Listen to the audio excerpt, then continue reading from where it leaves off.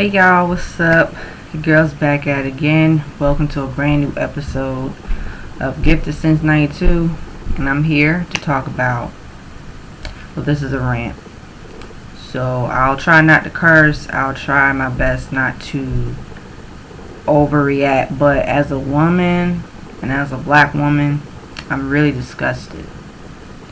So let's get to the nitty gritty. So everybody has been talking about R. Kelly. We already know who R. Kelly is. There's no need to give a presentation who he is. R. Kelly, fuck R. Kelly. Because when I watched the docu-series of Surviving R. Kelly that premiered on Lifetime a few days ago, and the way how I processed the information, I saw all of the victims and survivors that dealt with R. Kelly now they're women. They're women now. But when they were teenagers, they ran to R. Kelly, dealt with R. Kelly. And the story goes on from there, and the horrific and the trauma and such it's like this. I don't care how good your music is. I don't care, you can make timeless records. But when you have done ugly, heinous stuff to people, and you took their lives, and you took advantage of them, because you think that, because you're so-and-so, you got it all made like that, like you got it like that. And then the audacity for you to keep doing what you're doing. And you thought that all years later, nobody was going to find out about your dirty laundry. Like, this man is walking around free. And it's so sad, and it pained for me to see those women had to relive that horrific past that they had went through dealing with R. Kelly. And I'm going to tell y'all something. This is me saying this. I am no way an R. Kelly fan. I've never been an R. Kelly fan. I have never been an R. Kelly fan. I've liked his music. I like some of his music. But I have never been an R. Kelly fan. So let me put this out there. Now, for those who are R. Kelly fans, well, I hate to say it. It is what it is. The truth is in the fucking pudding. Your boy is a fucking pedophile. Okay? He's been a fucking pervert for all these years. And I'll talk about other stuff a little bit here in the video too. Because it's very alarming, because it's like people think that these celebrities that you think you know them, you don't know them. And then when they do really ugly things behind closed doors, it's like, wow. You know? So, the victims, they spoke out. R. Kelly's ex-wife, Andrea Kelly, she spoke out about her, abuse by him and how she dealt with him for all those years. I think they said she got married to him for 15 years. So she talked about her trauma, her pain, dealing with him. Sparkle, she's an R&B singer. And this is what really, really got me so mad. Because there's no way in hell. Sparkle has a niece. And she introduced her niece to R. Kelly. And we already know what went downhill. Because her niece was in the explicit video with R. Kelly. I remember people talking about that video years ago. And it's like he got tried for it. Like he was put on trial for it. But people let him go. It's fucked up. Because this guy is still doing what he's doing to this day. This guy still got girls in his 2 houses or whatever. I think he got like 2 houses, like one in Atlanta and one in Chicago, back and forth. But this dude still got girls being held captive. And it's like, there's no way in hell. It's mind-boggling to me that there's no way in hell that, it's like this. You know what kind of person this dude is. You knew that this dude, over and over, people around town, people are saying he's a pedophile. He likes younger girls, little teenage girls. And it's like the people just a blind eye. And then when Sparkle said I should have never introduced my niece to it. Well, that goes to show you there's no way in hell. I got younger family members. You know, I'm protective of them. Because there's no way in hell. If I find somebody been doing some fucked up shit, you think I'm going to associate myself with that motherfucker? Hell no. And I don't care how popular a person is. I don't care how many, whatever, you're fucked up, you're fucked up. That's the end of the discussion. And then, the parents, there were some parents on there too in that documentary. They said that they allowed their daughters to, meet R. Kelly to help them with their singing career. Which, unfortunately, that didn't happen. Because, where are they?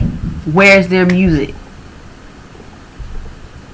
Who knows them? Nothing. Because they're somewhere isolated, stuck in the house. Being told, when can I use the bathroom? When can I get something to eat? Are you fucking serious? Then you got these parents crying out, on radio interviews, radio stations, saying, I still can't find my daughter. And then one of the parents, the mother, that was very touching, that she found her daughter in the hotel. She got her daughter out of there. It's sick. I mean, this man is sick. This man been going around town raping little girls, raping teenage girls, spying on teenage girls in the high schools and the parking lots. Like, what kind of shit is this? And for it to be swept under the rug for like almost 30 years, and now he's getting, and now it's like, at this point, them motherfuckers, he better get his ass locked up this year. I'm not playing. He better get his ass locked up. This year, he better get locked the fuck out. Lock the fuck up. It's very disgusting. I mean, in some of the documentaries, I had to flip back and forth because my heart, I was just so disgusted. The things that he did to those women when they were teenage girls, like he used them like toys. He thought this was a game to him. This was a sport. Preying on young, innocent teenage girls, manipulating them, getting them to do whatever that he wanted them to do. It's sick as hell. But I guarantee I wouldn't be fucking surprised if somebody do something to him or go out after his ass. Because I'm going to tell you something. His ass is still out in the street. There's no telling what's going to happen. But he better get arrested and he better go to jail forever. Because that's sick. And it's so sad. Why the fuck would you fuck up your legacy like this? Why would you just destroy your legacy? But see, he thought that he was so above everybody else. And the people around him, they knew what kind of person he was. There's no way in hell. And he had damn bodyguards, the manager, and all that saying they knew what was going on. But it's like, you knew what was going on. Why didn't you say something? But they didn't care. They did not care. Because there's no way in hell. Because if anything, somebody would have told it and this dude would have been gone. It's crazy. And then, I would like to talk about Aaliyah. I'm a huge Aaliyah fan, and I'm not going to stay on this topic forever, a little bit. But I don't put it past anybody because, of course, Aaliyah and R. Kelly got married, and that was really a red flag. That was disgusting. So I tell you what, as a Aaliyah fan, I have to be 100. I have to keep it real. We don't know what actually happened. The girl said, one of the singers said that she saw Aaliyah and R. Kelly getting really intimate with each other. So that's what she said she saw. That's what she said. I'm not here to bash her. I'm not here to do that because it's not my place to bash her. She said she saw what she saw.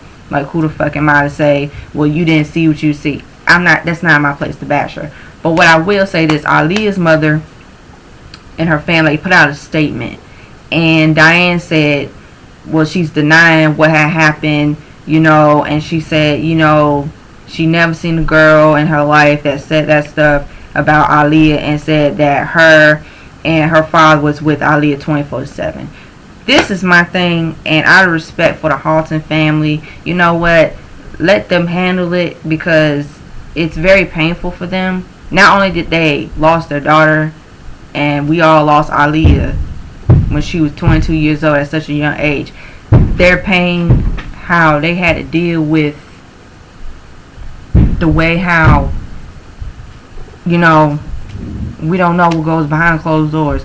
And I won't put it past anybody, because R. Kelly is a fucking pervert and a disgusting person altogether. So I wouldn't put it past. Of course, I would never like want nobody, something bad happen to nobody, but I wouldn't put it past that, you know, things took too far between him and Aaliyah.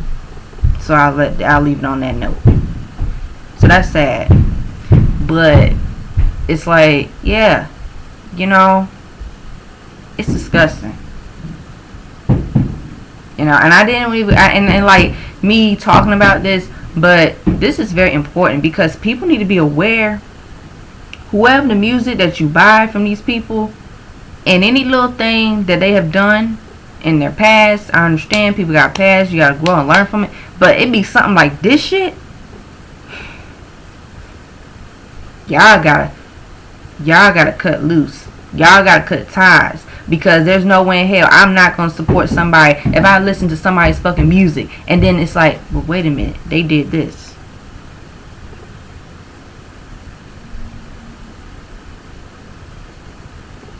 And then, okay, I can see from both perspectives. People say, well, you can separate the art from the person. And some people say you can't separate the art from the person. But I'm going to tell you something, in my opinion, and this is my opinion, it's bullshit to me, because at the end of the day, there's no way in hell. You can be talented, you can write good music, you can sing your ass off, you can dance your ass off, you can do the whole entire 9 yards, because there's no way in hell.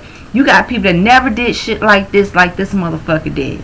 You got people out there that are all like him, that he had everything, he had a gift, and he abused his gift. You got people that got the same gift like he has, and they never did the same shit that he did. So there's no fucking excuse. So you can get the fuck out this fucking, you can separate the art from the person, because at the end of the day, there's plenty of people that got gift and talents, but they don't do no heinous shit like this motherfucker did.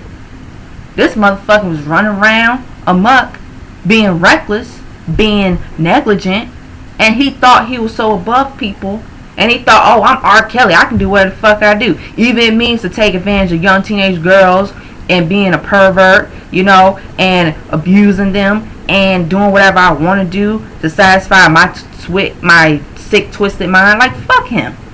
So with that being said, I think that now is the time to put him to jail. And if he does not go to jail by this year, I'm talking about this year, he don't go to jail, then something is going to happen to him another way. And I'm not, and I listen, you got people come up to me on my channel talking about, girl, you know, I'm going to tell you something. I know what I fucking know, because I know how people, they are compassionate about other people, and they have had their family members, their friends being taken advantage of, being, you know, I'm telling you, if he don't go to jail this year, anytime soon, I don't care what day, I don't care what hour, I don't care what minute, I don't care what second, he don't fucking go to jail, then that means that something else is going to happen. And I'm not going to say I don't know what's going to happen, because I don't know. We don't know. But what I'm saying is something else bad's going to happen down the road with his ass. So, you know, it's sad. It's very sad, and that just lets me know that people, like I said, you know, I heard other people's opinions, and I respect your opinion. For those, you know, who still listen to his music, hey, you can listen to his music. I don't give a fuck. You know.